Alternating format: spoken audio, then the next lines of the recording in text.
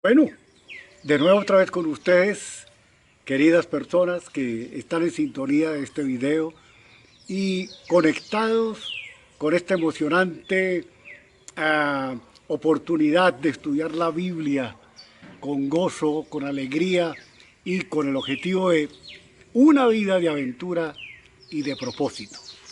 Que la Biblia nos inspira, nos motiva, nos anima a esa dimensión y estilo de vida.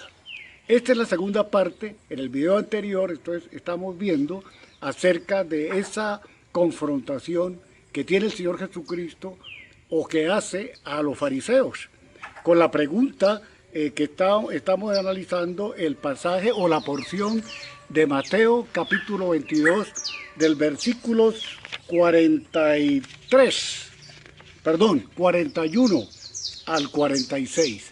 Entonces habíamos quedado en que el Señor los confronta en ese literalismo de estas personas eruditas de la ley, conocedoras de la ley mosaica, pero que estaban con la letra en realidad calcificada, ¿sí? Osificada en su vida, en sus venas, en sus huesos, en su espíritu, y no podían discernir la profundidad de esa preciosa palabra de Dios.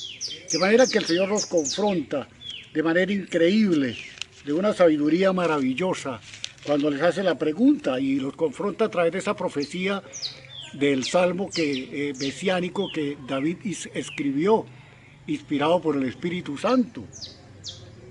¿Qué pensáis del Cristo? ¿De quién es hijo? Y les pregunta al Señor.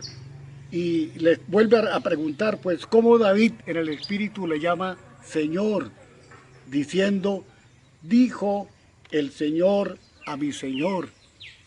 Ahí está este tremendo desafío, o pregunta punzante y muy puntual, de manera que no podían evadirse de esa confrontación del Señor. En ese literalismo de esas personas dedicadas a la ley, como son o eran los escribas y los fariseos, doctores de la ley. Habíamos quedado entonces que el Señor alude a ese aspecto genealógico de su venida al mundo. Pero la pregunta es que nos interesa aquí, que nos enfoca y que hoy en día, así como a los fariseos los silenció, a nosotros nos coloca o nos pone a pensar también. Nosotros también tenemos que comenzar y ser analizados por esa pregunta del Señor. ¿Qué pensáis ustedes hoy en día del Cristo? Ok, en el aspecto genealógico sabemos que viene por la estirpe o linaje de David, pero la pregunta tremenda, clave que el Señor hace es, pues si David le llama Señor, ¿cómo es su hijo? Habíamos quedado en esta pregunta, en esta meditación, en el video anterior. Y esta respuesta es muy importante, dijimos, es muy clave para nuestra vida espiritual y que nos dice cómo es nuestra relación con Dios y qué identidad tenemos acerca de Jesucristo. ¿Cómo yo identifico al Señor? ¿Cómo es la identidad del Señor Jesucristo respecto a mi vida? Es una pregunta muy importante que también hoy es de tremenda urgencia y tremenda necesidad que la gente atienda o que especialmente aquellos que se llaman creyentes o que somos hijos de Dios. ¿Qué identidad tengo del Señor? ¿Qué es Jesucristo para mí? ¿Qué puedo decir de la identidad de Jesucristo respecto a mi vida? ¿Cuál es la identidad del Hijo de Dios para mí? Ahora, entonces estamos viendo esta pregunta tan vital, tan específica que el Señor hace. ¿En qué sentido es hijo de David? ¿En qué sentido? ¿En qué forma o en qué relación? ¿Cómo es que es su hijo? Pregunta el Señor. ¿Es en un sentido literal? ¿Es en un sentido de una cadena, de una ley de progenie humana? ¿En el sentido de la carne y de la sangre? ¿De una cadena física de transmisión genética de hombre con mujer, sucesivamente. ¿A qué se está refiriendo el Señor en realidad con esta pregunta? ¿La ley progenie o progenia de la humanidad, de la genética? ¿O podemos pensar, o es algo simbólico, o representativo, o figurado, en un sentido figurado? Es muy claro y es de completa certeza que el Señor es hijo del Padre, de Dios el Padre. Al su venida al mundo, en ese momento milagroso, maravilloso, en que Él se encarna en la persona de María Virgen, el Señor toma su cuerpo humano y es engendrado por la obra sobrenatural del Espíritu Santo. El Padre coloca allí en el vientre de María la humanidad del Señor. A su venida al mundo, el Padre es entonces el autor de su venida a este mundo. Y por eso el Señor le denomina como Padre y se dirige continuamente a Dios como su Padre. Para Él esto era totalmente claro y para nosotros los creyentes, hijos de Dios, también lo es. El Padre del Señor Jesucristo, el Dios Padre Todopoderoso, fue el que le envió a este mundo y que preparó su encarnación y su venida a la tierra. El Señor se humilla, se anonada para tomar vestidura humana, carne humana.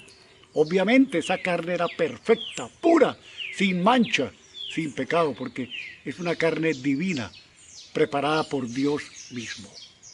Es algo glorioso, es algo maravilloso, ese momento de cuando Él pasa de la eternidad al tiempo. De manera entonces que sabemos que el Padre del Señor Jesucristo es Dios, Dios Padre. Pero volvemos a la pregunta, el Señor vuelve y la hace. ¿Cómo puede ser hijo de David? El Señor al venir a este mundo, escuchemos bien, tenía que ser ubicado, tenía que ser localizado en una parte histórica, social de este mundo. Tenía que ser localizado y ubicado en su venida al espacio y al tiempo, como persona, como figura humana, tomando forma de hombre.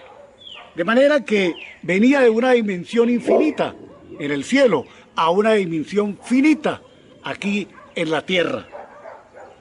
Entonces pasa de la eternidad al tiempo. Él no podía parecerse de la nada. Él no podía parecerse como un espectro o de una manera fantasmal.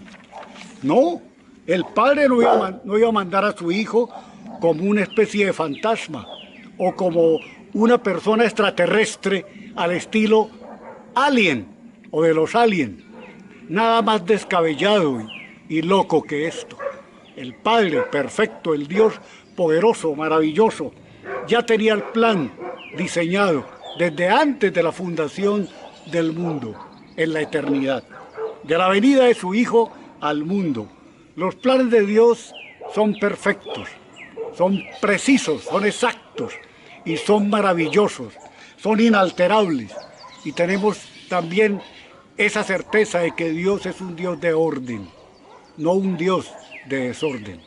De manera que al enviar a su Hijo al mundo, ya tenía un plan diseñado, ya tenía una ubicación, ya tenía una localización en esta parte histórica humana de este planeta Tierra. De manera que envía a su Hijo al mundo con el propósito de la redención, para redimirnos del pecado.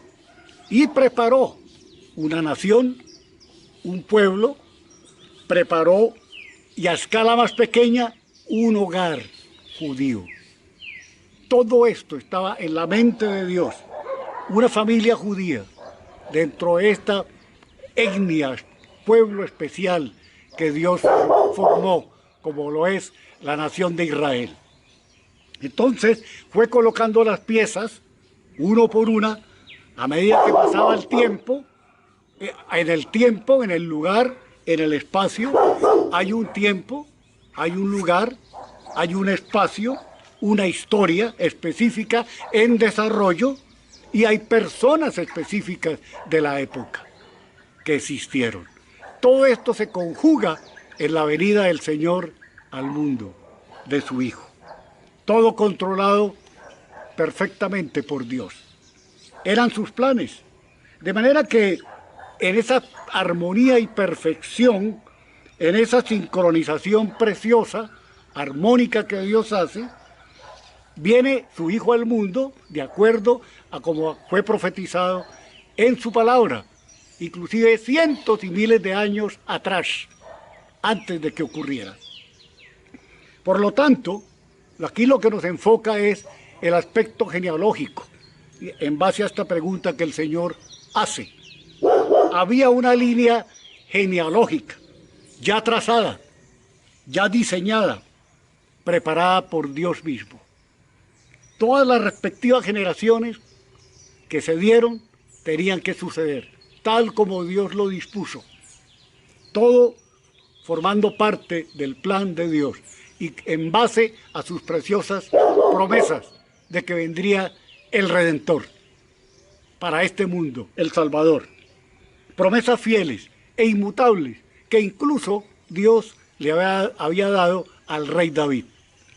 Entonces, Dios mismo forma esa línea generacional de la estirpe o el linaje de David. De manera que el Señor, al encarnarse, entra a esta línea generacional de la casa de David. Ahora, al encarnarse es obra sobrenatural. Al tomar forma humana, cuerpo humano, es obra del Espíritu de Dios.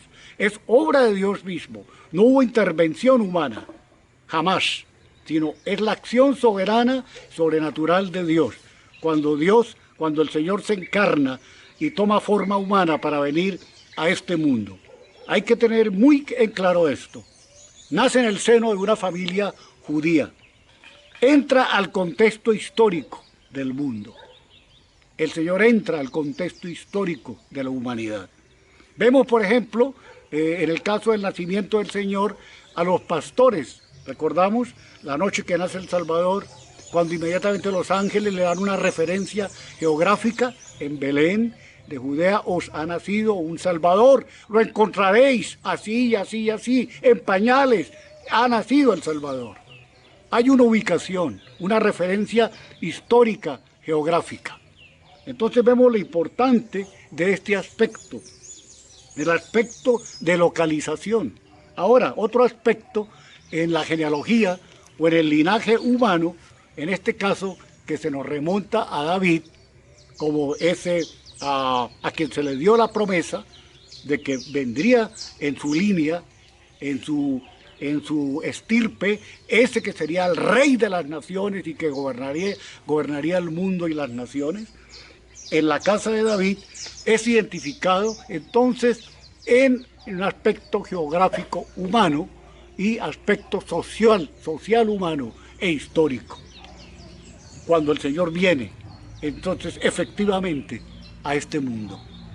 Vemos entonces de manera increíble esa armonía que Dios hace, esa concatenación tan hermosa que Dios hace, provisto todo, diseñado por el Padre, encajando y guardando el orden perfecto, como les dije, en el contexto histórico, en el contexto social, en el contexto geográfico, en el contexto cultural, donde el Señor es insertado a este mundo, y esto marcaría la historia humana, como así lo hizo. Su muerte en la cruz para redimirnos y su resurrección. Entonces, vamos a decir, como esta inserción que Dios hace a la humanidad, a la vida del mundo, al género humano, a través de su Hijo, este diseño, este enlace, este empalme que del cielo baja a la tierra, como es el Señor, lo hace Dios en una perfección maravillosa dentro del tiempo y del espacio, que es nuestro hábitat terrenal, es nuestra dimensión de este mundo en el cual vivimos, en la tierra, El Padre preparó todo, forma la nación y a escala pequeña escoge la familia, escoge esa familia judía especial en la cual entonces nacería el Salvador. Vemos entonces una secuencia generacional histórica en su momento de la llegada al mundo, en cumplimiento exacto y perfecto de sus promesas, de su palabra, que ya había dado cientos y miles de años atrás. Esta obra es sobrenatural, es prodigiosa, obra de Dios, no intervención humana. No fue por un proceso de engendramiento humano la venida del Señor al mundo, sino por obra única y sobrenatural de Dios, por medio de su Espíritu. Al preparar la venida del Señor, el cuerpo y todo el ser de su amado Hijo, como el sacrificio perfecto que sería al morir en la cruz del Calvario. Ahora, entonces, hasta ante la perspectiva del mundo, a los ojos del mundo, en la perspectiva humana, viene entonces por el linaje de David, porque tiene que, como les dije, cumplir una secuencia y cumplir un aspecto social, histórico y de localización en la historia de la humanidad y de un pueblo. Esto tenía que darse, y así se queda registrado y lo registra su genealogía, como lo vemos en Mateo y también en Lucas. De manera que es algo impactante, es algo muy maravilloso lo que Dios hace y cómo su venida al mundo marca la humanidad y la separa en dos partes, antes de Jesucristo y después de Jesucristo. Su obra inmortal, para siempre, eterna, maravillosa del Calvario, que es irrepetible, se cumplió en la persona de su Hijo amado, al morir por los pecados de la humanidad, como el sacrificio perfecto, para que aquel que en él crea y se convierta y crea, se arrepienta, reciba la salvación, el perdón de sus pecados. Queridas personas, yo les hago este llamado, esta motivación, a que reflexionemos. ¿Qué identidad tiene Jesucristo para mí? ¿Cuál es la identidad que yo tengo de Él? ¿Es mi Salvador? ¿Es mi Señor? ¿Es mi Dios? O quizás muchos han pensado, es un maestro moralista, es un gran filósofo, es un gran pensador, es un hombre que hizo cosas muy buenas a los pobres, a los necesitados, es un moralista, pero no, eso no sirve. Lo más importante es que de mi relación con Dios, de que Él es Dios, de que Él es Dios hecho hombre en la carne, a través de Jesucristo, y que vino a dar su vida por ti y por mí, en la cruz del Calvario, a morir en tu lugar y en mi lugar, en la cruz, a pagar el precio que nosotros teníamos que pagar por nuestros pecados. Pero Él viene con un objetivo preciso, real, con un objetivo que fue plenamente consciente y sabía que su destino era morir en la cruz como el sacrificio de Dios maravilloso y perfecto para dar la salvación y la vida eterna. ¿Qué de ti, querido amigo o amiga? Si todavía no conoces a ese Cristo hermoso, maravilloso, que murió y resucitó y que está vivo y que viene pronto, es el momento hoy para que tomes la decisión y lo recibas en tu vida y le invites y le digas: Señor, necesito conocerte, necesito entregarte mi vida, arrepentirme y pedirte perdón, y que vengas a mi vida y me transformes y me cambies y me vuelvas tu hijo o tu hija. Este es el momento, si tú no lo has hecho nunca, si nunca has entregado tu vida al Señor, este es el momento en que debes invitarlo. Voy a hacer una oración para terminar y te invito ahí donde estás a que tú la hagas. Si tú deseas invitar al Señor, si nunca lo has invitado como tu Señor y Salvador, es el momento ahora, este día hermoso, de decirle que quieres empezar una vida nueva. Haz una oración. Orar es hablar con Dios en tu corazón, y en este momento tú le vas a recibir si tú le invitas y clamas a Él y le invocas. Bueno, puedes entonces repetir conmigo. Puedes decirle en estas palabras, inclina tu rostro por un momento y repite conmigo. Señor Jesucristo, yo hoy te necesito, te invito a que entres a mi corazón. Hoy he escuchado tu palabra y ahora mismo yo quiero decirte que quiero invitarte a abrir la puerta de mi corazón y decirte que entra en mi vida y cámbiame, toma el control. Señor, y primero que todo te quiero agradecer y decirte que me perdones mis pecados. Perdóname, me arrepiento de mi pecado, de mi incredulidad, de que he estado dándote la espalda a lo largo de mi vida. Hoy mismo me arrepiento y te pido que tomes el control de todo mi ser, de mi corazón. Lléname, cámbiame, transfórmame, mi mente, mi alma, mi cuerpo, mi corazón. Quiero ser una persona nueva, transformada por ti. Te doy gracias, Señor. En este momento te invoco y te he aceptado y declaro con mi boca que hoy tú eres mi Señor. A partir de hoy entras en mi vida y te recibo, y que hoy eres mi Señor y Salvador, y ahora soy tu hijo o tu hija por la eternidad. Gracias por morir en la cruz, por mí, por mis pecados y por salvarme.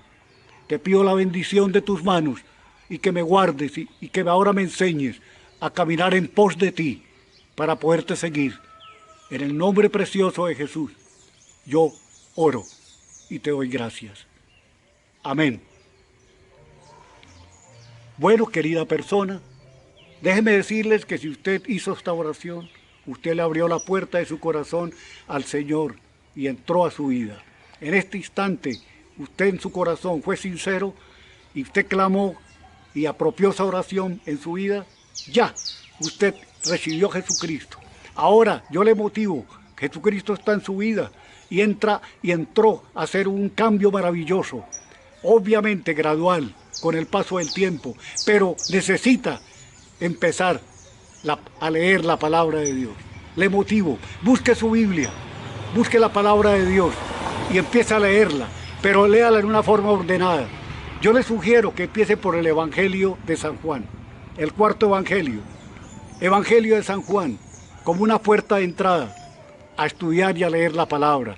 Pero ya Jesucristo entró a su vida, sus ojos se abrirán y empezará a escuchar y a entender esta preciosa palabra de Dios. Que Dios te bendiga y que la identidad de Jesucristo se renueve cada día más como el Dios poderoso que vino del cielo a la tierra y que está preparando su venida. No olvides estar conectado con otros cristianos que han puesto su fe en Jesucristo, que te pueden ayudar y guiar y orientar en este nuevo camino de la vida cristiana. Pero es indispensable tu unión, tu vivencia cada día y lectura de la palabra de Dios. Muchas bendiciones para todo el público, para todos los hermanos, conocidos o amigos, personas que han estado en sintonía. Dios les bendiga en esta serie tan linda que estamos tratando de desarrollar, estudiando la Biblia para una vida de gozo, de aventura y de propósito. Bendito sea el Señor. Muchas gracias por este tiempo. Alabanzas al Señor. Gracias.